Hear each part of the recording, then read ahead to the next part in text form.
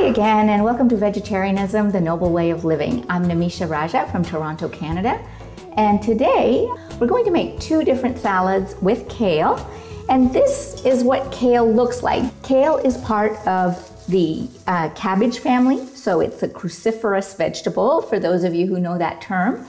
And it's very, very healthy because it has so many antioxidants, which are cancer-fighting compounds in fruits and vegetables. Kale is also very high in vitamin K, vitamin A, vitamin C. So it's just a nutritional powerhouse. So I'm going to just show you how to prepare kale properly.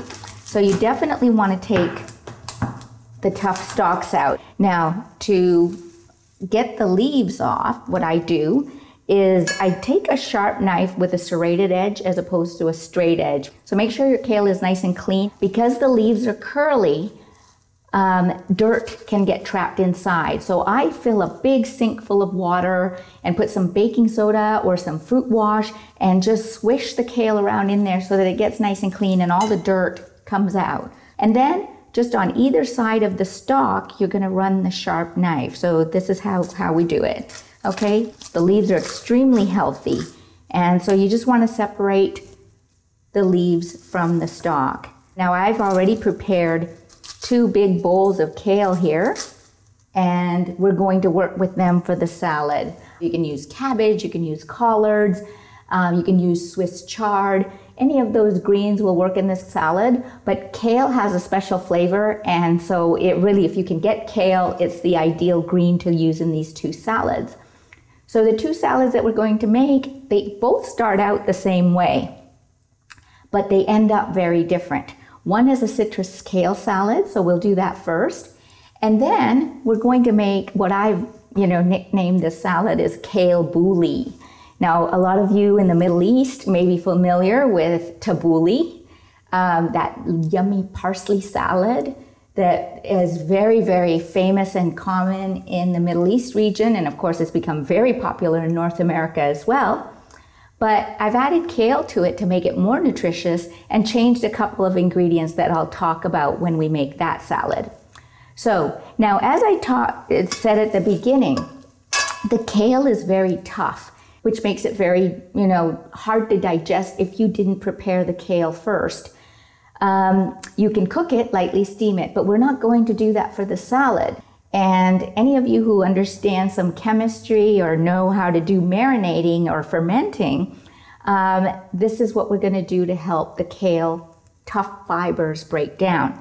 A little bit of salt. I might use just a 1/4 teaspoon, because the last thing you want to do is make the kale too salty. Okay, and I've got a lot of lemon juice here because it was a really big lemon, so I might not even use all of that. So I'll start with a little bit and see how we go. So that's about the juice of a 1/2 lemon, and I'm going to just mix it in. Now, ideally, you'll mix this with your hand. Remember, I talked about those tough fibers. They need help to, break down. So don't be afraid to just reach in there and massage the kale. So you're just, helping it work the salt and the lemon into the kale. And make sure that the kale is nicely and evenly coated with the salt and the lemon juice. Now, in the interest of saving time, we're going to pretend I did that for a few minutes, and that we let it marinate in the fridge for about an hour or 2. You can also let it marinate in the fridge overnight. Now, we have an optional ingredient that you can leave out or you can add in. Good quality extra virgin olive oil is what you'd like to use. Otherwise, you can use your favorite nut oil, such as walnut oil. I wouldn't use peanut oil because it's got a very distinct flavor, but olive oil works best. I'm not even using a full tablespoon here. Just a little bit to help coat the leaves of the kale. Okay? Now again, bear in mind that, this is sat in the fridge overnight or even at least for an hour to help the kale soften a little bit, and you mix it in evenly. So we add a little bit of red onion, and, dice it fine. Don't add too much red onion because red onion is very powerful and you don't want the red onion dominating the salad. Just enough so that it looks like it's spread evenly and there's a little bit going to get into every bite or every mouthful. And then I've got a full sectioned grapefruit here and my sectioned oranges. They were small, so I used 2. If you have a large orange, you can use 1. The lemon juice, the citrus from the grapefruit and the oranges will help you absorb the iron that's in the kale. And then, of course, the onion gives it a nice, tangy, sort of spicy flavor. And we've already got salt in there. All right, so we're gonna let that sit for a while we make the next salad, which is very similar in method, but completely different in taste.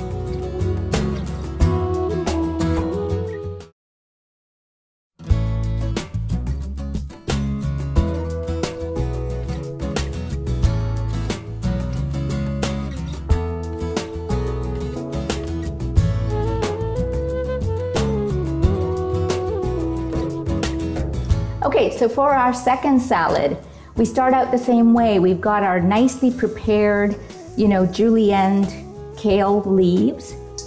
And this time what we're going to do is add the parsley in. So you want about as much parsley as you've got kale. And we're gonna just toss that together and mix the parsley and kale in evenly. Now I've got a lot more kale and parsley here than I did in that first bowl. So I'm going to use this half teaspoon of salt, and I'm going to use the leftover lemon juice from the previous salad, and that's definitely not going to be enough, so I'm going to use half of the next one. So this one will take a full lemon, okay, juiced, and we just reach in and we mix it all together, and the salt and the citric acid from the lemon juice help break down those tough fibers I've been talking about. Now, in traditional tabbouleh, they just use parsley. They don't put the kale in. And parsley is very nutritious too, but I think kale adds that extra nutrition that parsley alone doesn't have. So there's way more vitamin K, more iron, and more calcium in kale than you could possibly find in parsley. So of course, tomatoes, we all know that tomatoes go in tabbouleh. So just nicely dice them. And we've got our red onion. You can also substitute green onion as you could in the other salad. And we've got our small diced cucumber. Cannot have tabbouleh without cucumber. And make sure that it's even and spread out properly. There we go. That's starting to look really pretty, don't you think? Okay, so when you're ready to prepare your parsley, the one little piece of advice I would give is that any parsley that has this big tough, stem, just remove it because that's going to be a little bit too tough for the salad. If it's like this, nice and thin, that's okay. And then just, chop up the parsley so that it will combine well with the kale and you won't have these long strings. So just chop it up and add it to the salad. In traditional tabbouleh, what they do is they use cracked wheat or bulgur, which is a wheat product. And that's fine. Talking about nutrition, what I found works really well, and it's so tasty, is hemp seeds. Essentially, all hemp seeds are the same, so you don't have to worry about the brand too much. But I would put in about a 1/4 cup. So, and you don't have to measure, just, whatever looks good to you. Hemp seeds and flax seeds have omega-3 fatty acids, and they're good for your immune system, they're good for your mental function, and hemp seeds are a great way of getting your omega-3s. And they also taste good. It's like adding a nice crunchy topping to your salad. Now, if you don't get hemp seeds where you live, you can substitute sunflower seeds or pumpkin seeds, or do what they do in the Middle East is just use the bulgur, which is cracked wheat. and the salad will still be fine and it'll still be nutritious. Now you can let this salad sit for a couple of days in the fridge and it'll keep. Just store it in an airtight container. I would do the same with the first salad we made if you're going to store it, if you have leftovers. It will keep for 2 to 3 days in the fridge. But otherwise, you know, this usually never lasts at my house. It all gets eaten up just because it's so delicious. So we'll be back in a few minutes to serve it up and do the official taste test. Here we are, we're back. Our salads are all served up on our plate. Are you ready for this? Well, after watching you make it, yes. Yeah, okay. Which one would you like to try first? Well, this is closer to all right, that's closer. So here you go. Okay. That is the citrus kale salad with the grapefruit, the oranges. Tell me what you think of the kale. It's zesty. Zesty is a good word. Yes, the zesty comes from all that citrus that we're using, right? We've got the lemon juice in there and then the other citrus that makes it zesty. Okay, are you ready for the second one? Yeah. This is the kale bouilli. Now, when I made it, I didn't put any olive oil in it. And I did put olive oil in the citrus salad, and that was just to show the variation. So let me know what you think. Yep, get a little piece of everything in there, and get a little piece of red onion. Yeah, they're so small, I cannot see it. There you go. He's got a piece of tomato, red onion, and some kale, and of course the hemp seeds are all in there. Totally different than the other. Totally different. Totally Yeah, we different. started out the same, right? We started out with the same bowl of kale. This is a completely different salad. And even if I'm used with olive oil, it tastes very good without. Even without the olive oil, it tastes good. So you see, you don't always need that olive oil in there. And that just reduces the amount of fat in your diet and keeps you healthier. All right, folks, I hope you enjoyed the show. For more recipes and information on vegetarianism, you can visit my website at evolvingappetites.com. And thank you for joining us today on Vegetarianism, the Noble Way of Living. Stay tuned to Supreme Master Television with more vegan cooking shows. We'll see you next time. Nimisha can show you how to improve your health and the environment with yummy, compassionate, plant-based foods. Find more information at www.evolvingappetites.com or info@evolvingappetites.com.